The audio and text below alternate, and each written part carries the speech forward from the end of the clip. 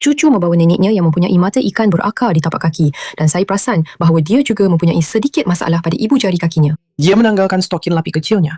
Sudah tentu saya beritahu bahawa lebih baik jangan memakai stokin lapik yang terlalu ketat begitu kerana jelas jari kakinya terhimpit di dalamnya. Dan saya mencadangkan untuk merawat jari-jarinya. Saya ambil mata penyisar karbida, menilai keadaannya dan faham bahawa hampir seluruh plat kuku perlu dibersihkan. Maksudnya untuk sementara waktu dia akan kehilangan sebahagian besar kukunya. Saya menggunakan mata pengisar karbida untuk menipiskan plat kuku. Dan apabila saya cuba memotongnya, saya sedar bahawa kuku itu sebenarnya tidak melekat pada apa-apa di situ.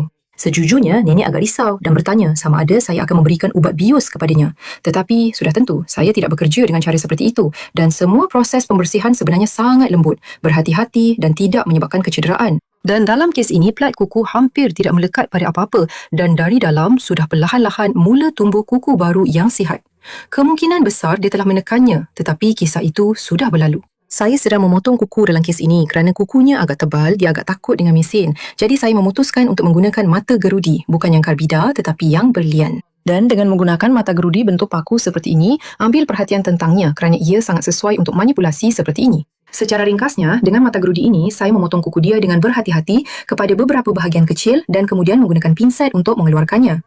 Prosedur ini langsung tidak menyakitkan dan tidak menyebabkan sebarang ketidakselesaan.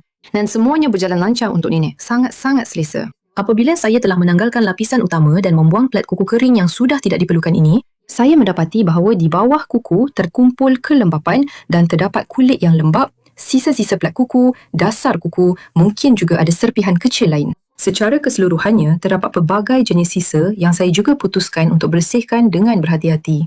Saya ulangi, di sini bukan soal estetika tetapi hanya untuk meringankan keadaannya supaya dia selesa berjalan, memakai stokin, memakai kasut dan secara keseluruhan menikmati kehidupannya yang indah. Saya telah melakukan rawatan kecil dan tidak mendalam menggunakan mata penyisar berlian dan sekarang saya sedang membersihkan semuanya dengan antiseptik. Dan beginilah rupa jari kaki ini, kemas, bersih dan dia berkata dia terus rasa lega.